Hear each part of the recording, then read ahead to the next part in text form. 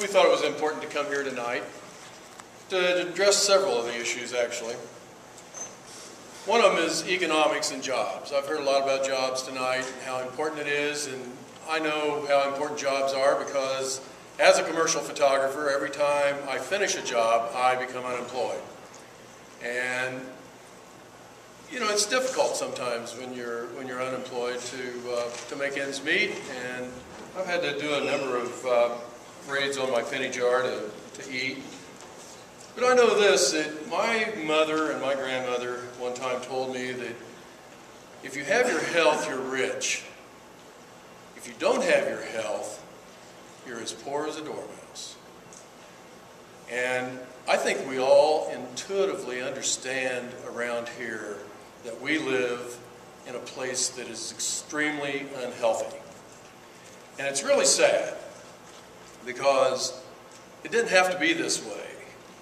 But we have a situation where AEP, you've heard a lot about the Rockport power plant tonight, and it's a tremendous amount of pollution that comes from that power plant. You've heard about AK Steel and the tremendous amount of pollution, toxic pollution in particular, that comes from that facility. And we allowed it. They allowed it. Rockport Power Plant operates under its permit.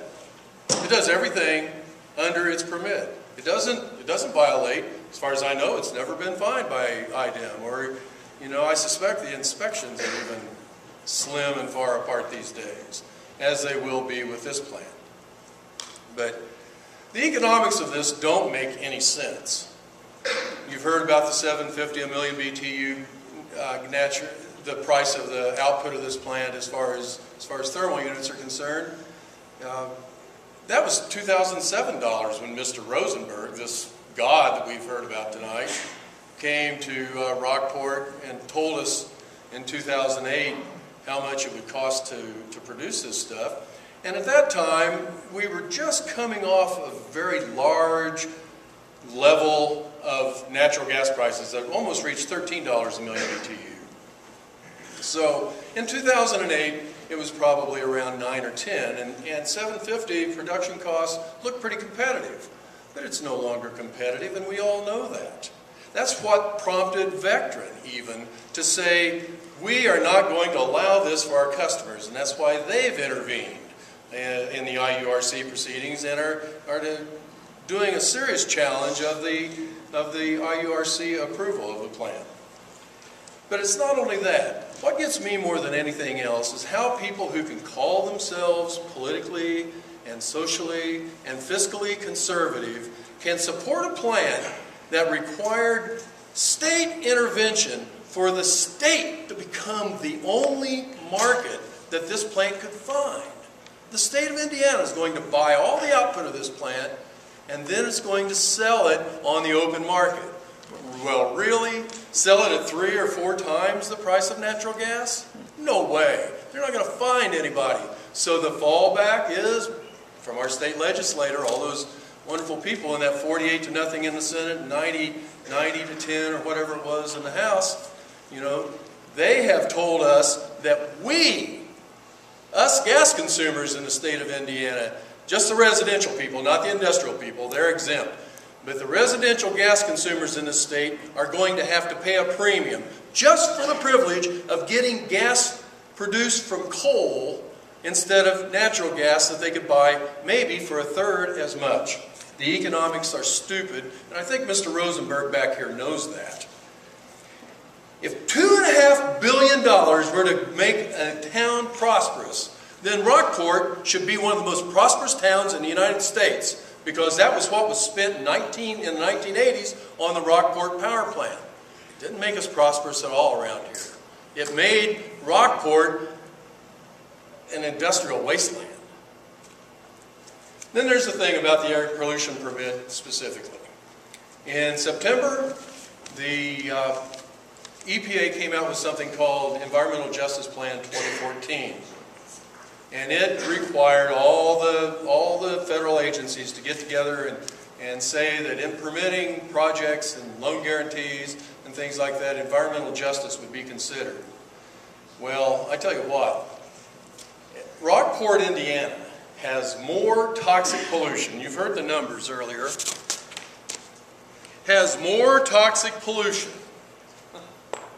30-some million pounds, more toxic pollution than all the industrial sources of Atlanta, New York, Philadelphia, Pittsburgh, Chicago, Indianapolis, Seattle, Los Angeles, and San Diego combined.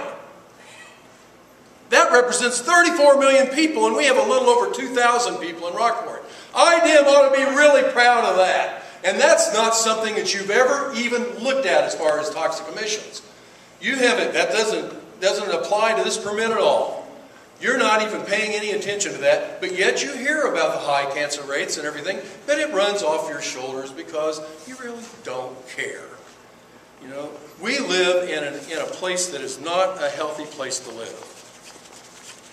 Environmental justice is something, since you are an agency, IDM is an agency that is authorized by the EPA to do this kind of permitting, you are required under that EJ Plan 2014 to address issues of environmental justice. And you didn't even, I looked through the permit and did a PDF search of the term environmental justice, and it's not in there one time. So I suggest that you address that issue before you start issuing a final permit. The CO2 is immense. There's no question about it. And I became a stockholder of the Denbury company, Denbury Resources it's called, and I asked them as an investor a few weeks ago, I said, you know, I bought this stock on the basis of you building a pipeline to the Midwest.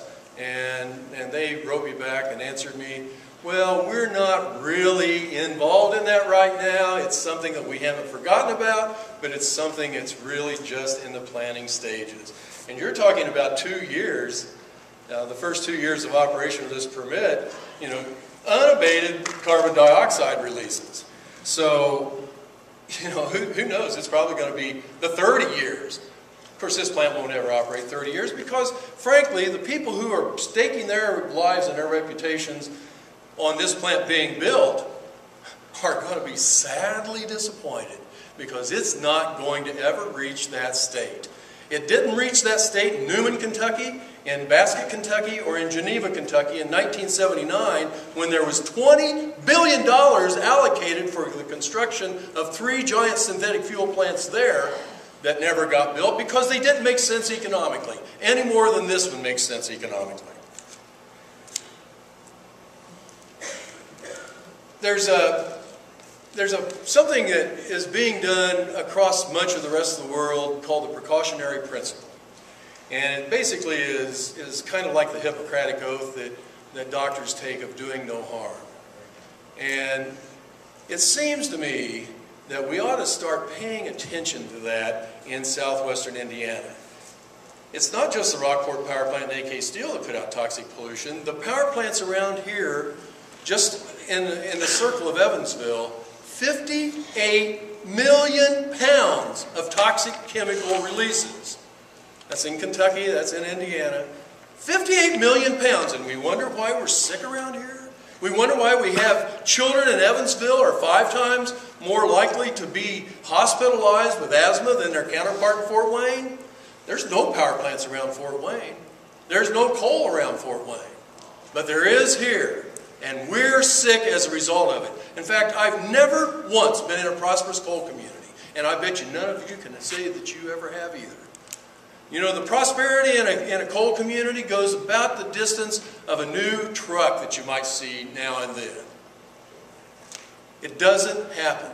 Coal is the bane of economic development. When coal comes to town, you can expect everything else to go away. And that's what's happened in Rockport with $2.5 billion of investment in AEP. That's what's happened, you know, we had all these pie in the sky dream works in 1998 when AK Steel came in. They were going to build the state-of-the-art steel plant. What did they get? Became the nation's largest water polluter. Isn't that grand? And Rockport has now a reputation of being a shithole. Got it. And it's sad. Because Rockport, Indiana is one of the prettiest places on the face of the earth if it didn't have this massive concentration of industrial filth.